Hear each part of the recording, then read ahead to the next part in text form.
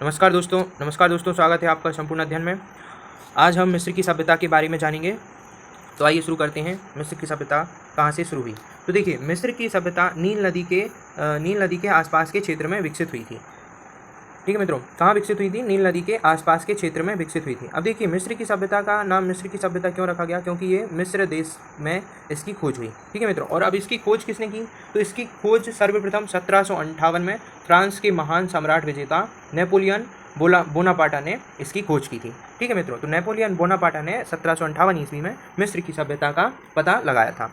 अब देखिए, ये नील नदी के आसपास विकसित हुई, तो इसलिए इसे क्या कहा गया? नील नदी का वरदान कहा गया। ठीक है मित्रों, अब देखिए, मिस्र की सभ्यता की सबसे महत्वपूर्ण विशेषता क्या है? पिरामिड। यहाँ की क्या? पिरामिड। तो ये कुछ इस प्रकार के पिरामिड यहाँ पे पाए जाते हैं। ठीक है मित्रों, ये देखिए, ये और अच्छी पिक्चर है। इस प्रकार के वहाँ पे पिरामिड पाए जाते हैं। ठीक है मित्रों, और ये एक मूर्ति है। तो आप समझ गए होंगे पिरामिड किस प्रकार के होते हैं। ये कुछ ऐसे शंकुनुमा आकार के होते हैं पिरामिड। ठीक है मित्रों, अब पिरामिड का काम क्या था? तो देखिए, सुनिए ध्यान से। जो एक मिस्र का सबसे महान राजा था, राजा फ़राओ। ठीक है, तो राजा फ़राओ था, इसे क्या कहा? इसे ईश्वर का प्रतिनिधि, सूर्य देवता का पुत्र माना जाता था। ठीक है मित्रों, तो अब इसका जो वजीर था इम्होटेप, उसने इन पिरामिडों का निर्माण किया। अब देखिए, पिरामिडों का काम क्या था? तो पिरामिडों में जो जब राजा मर जाता था तो उसके शरीर को इन्हीं पिरामिड नामक मंदिरों में सुरक्षित रख दिया जाता था। अब देखिए, जब यहाँ का राजा मर जाता था या मिस्र के लोग मर जाते थे, तो मिस्र के जो लोग थे मरणोत्तर जीवन में ये विश्वास रखते थे। तो देखिए, इसलिए वो क्या करते थे, जब भी वहाँ के लोग मर जाते थे तो उन्हें इस प्रकार से उनके शरीर पे, जो मृत शरीर होता था सब, उस पर कुछ रासायनिक द्रव लगा के इस प्रकार से उसे पट्टियों में लपेटकर ऐसे ताबूतों में रख दिया जाता था। तो इसे ही क्या कहा जाता था? मम्मी। अब इस मम्मी को उस पिरामिड नामक मंदिर में दफना दिया जाता था। ठीक है मित्रों, और उसके साथ में जो भी उस राजा की या रानी की जो भी कुछ बहुमूल्य वस्तुएं होती थी वो भी उसके साथ में वहीं पे रख दी जाती थी। ये देख सकते हैं आप यहाँ पे, ये कुछ और मम्मी हैं अलग अलग प्रकार की। ठीक है मित्रों, तो और देख लीजिए आप यहाँ पे, ये कुछ मम्मी है जो खोजी गई होगी, फिर ये उसको खोला गया। तो इस प्रकार से ये वहाँ पे सबों को ये लपेट के मम्मी के अंदर रख देते थे। ठीक है मित्रों, तो अब देखिए, मिस्र के लोग जो थे ये बहुत ही ज़्यादा मतलब कि पढ़ने लिखने वाले लोग थे। क्यों थे? तो देखिए, वहाँ पे बहुत सी शिक्षा संबंधी साक्ष्य मिले। तो शिक्षा के क्षेत्र में सर्वप्रथम व्यवस्थित विद्यालयों का प्रयोग मिस्र की सभ्यता से ही प्रारंभ हुआ। ठीक है मित्रों, फिर उसके बाद ये व्यवस्थित विद्यालय और जगह पे अपनाए गए।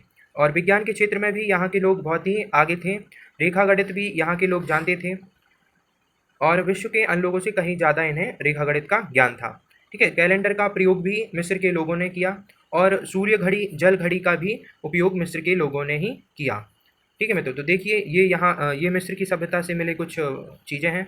ये कोई एक मूर्ति है, ये एक घड़ा रखा हुआ है, ये भी कुछ मुद्रा है, ये शायद चाकू जैसा लग रहा है, आप देख सकते हैं। ये पॉट मिला है वहाँ से। तो ये सारी मिस्र की सभ्यता से मिली है। ये मिस्र की सभ्यता की जो भी वो पिरामिड, जब वहाँ पे हमारे वैज्ञानिकों ने, जो भी विश्व के वैज्ञानिक हैं, उन्होंने जब उसकी मिस्र की सभ्यता की और खोजबीन की तो उन्हें वहाँ की दीवारों पर कुछ इस प्रकार से चित्र मिले। ठीक है मित्रों, ये वहाँ के एक भगवान का चित्र है, ईश्वर का। मिस्र के लोग इस प्रकार के ईश्वर को मानते थे। और ये मिस्र के लोग किस प्रकार की लिपि लिखते थे?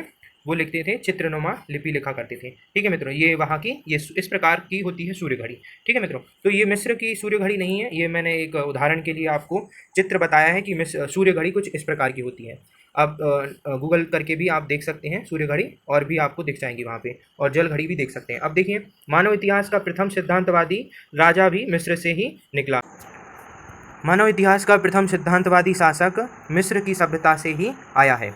ठीक है मित्रों, तो उस शासक का नाम इम्होटेप चतुर्थ था, जिसका कार्यकाल 1775 ईसा पूर्व से 1358 ईसा पूर्व तक रहा। इसे अखानट के नाम से भी जाना जाता है। ठीक है मित्रों, तो आइए कुछ और जानते हैं मिस्र की सभ्यता के बारे में। नील नदी घाटी में जूट के समान एक पौधा होता था, जिससे लोग वस्त्र का निर्माण करते थे। ठीक है मित्रों, तो मिस्र के इतिहास का आरंभ काल कब से कब तक है? 3400 ईसा पूर्व से 2500 ईसा पूर्व तक है। इसे पिरामिड युग के नाम से भी जाना जाता है। जो मैंने आपको पहले इस प्रकार पेपरस, अब देखिए यहाँ पे कुछ जो पौधा बताया था मैंने, जूट के समान पौधा होता है, उससे लोग वस्त्र का निर्माण करते थे।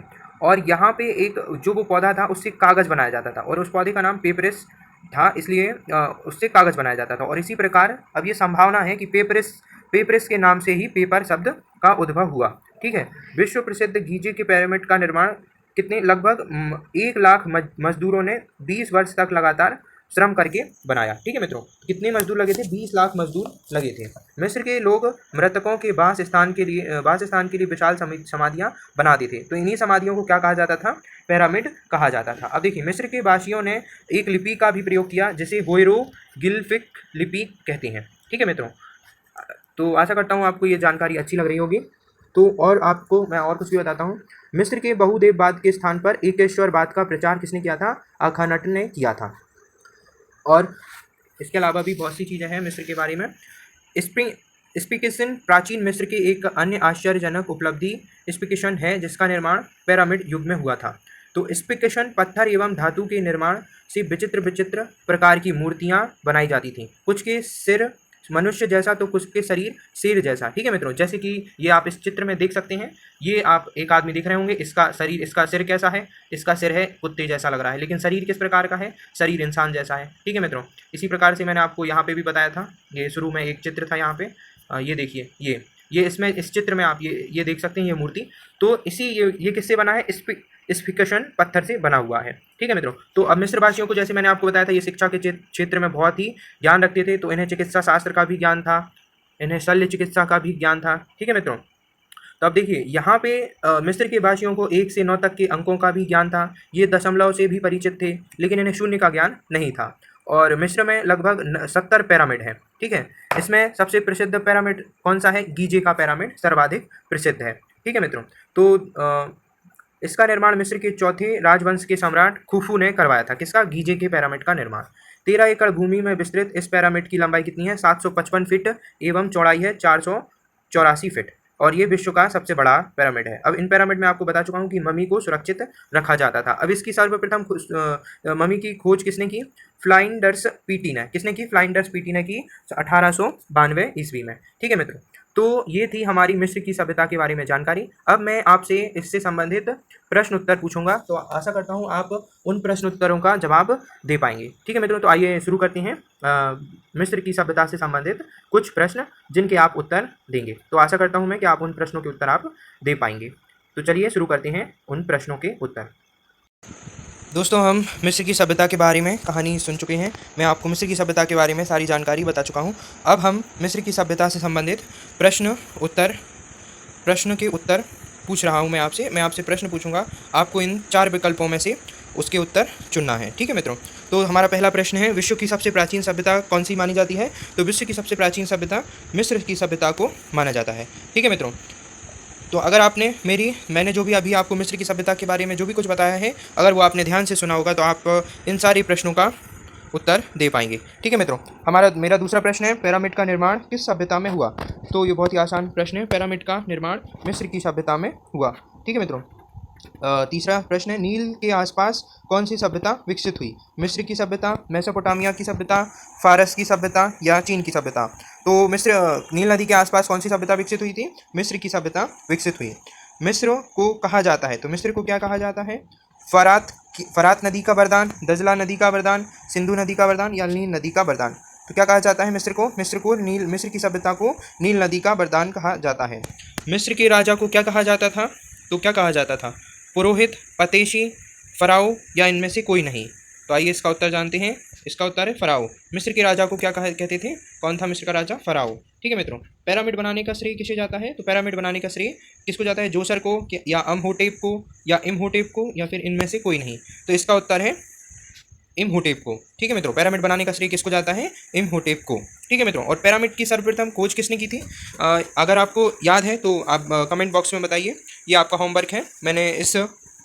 जब मैं आपको बता रहा था तो मैंने आपको बताया था कि मिस्र का इन पिरामिडों की खोज का श्रेय किसको है? इन पिरामिडों की खोज किसने की? तो आप, अगर आपने मेरी जो जानकारी मैं मिस्र की सभ्यता के बारे में दे रहा था, तो आप बता पाएंगे कि पिरामिड की खोज का श्रेय किसे दिया जाता है। अब देखिए हमारा 7वां प्रश्न है, कैलेंडर और घड़ी का प्रयोग सबसे पहले किसने किया? मिस्र के लोगों ने, मेसोपोटामिया के लोगों ने या सुमेर के लोगों में या इनमें से कोई नहीं? तो देखिए किसने किया था कैलेंडर और घड़ी का उपयोग? मिस्र के लोगों ने सबसे सर्वप्रथम किया था। ठीक है मित्रों, अगला प्रश्न है हमारा, देखिए, और घड़ी कितने प्रकार की होती थी? 2 प्रकार की होती थी। एक घड़ी होती थी जल घड़ी और एक होती थी सूर्य घड़ी, जिनकी फ़ोटो आपको मैंने दिखाई थी। ठीक है मित्रों, अब किसे आखानट के नाम से जाना जाता था? तो देखिए, मिस्र का एक सर्वप्रथम मानवतावादी सिद्धांत का एक शासक था इमोटेप चतुर्थ, तो उसी को ही आखानट आखानट के नाम से भी जाना जाता था। ठीक है मित्रों, आइए अगला प्रश्न देखते हैं। मानव इतिहास का प्रथम सिद्धांतवादी शासक कौन था? देखिए, मैंने आपको अभी ऊपर बताया था, तो इसका उत्तर क्या हो जाएगा? हमारा ऑप्शन ए, इमोटेप चतुर्थ, जिसका कार्यकाल था 1375 ईसा पूर्व से 1358 ईसा पूर्व तक। ठीक है मित्रों, अब अगला प्रश्न है, मम्मी क्या है? तो देखिए, मम्मी क्या है, इसका आपको उत्तर बताना है कमेंट बॉक्स में। मैं आपको कुछ देर का समय देता हूँ, या आप वीडियो पॉज करके भी इसका जवाब कमेंट बॉक्स में दे सकते हैं।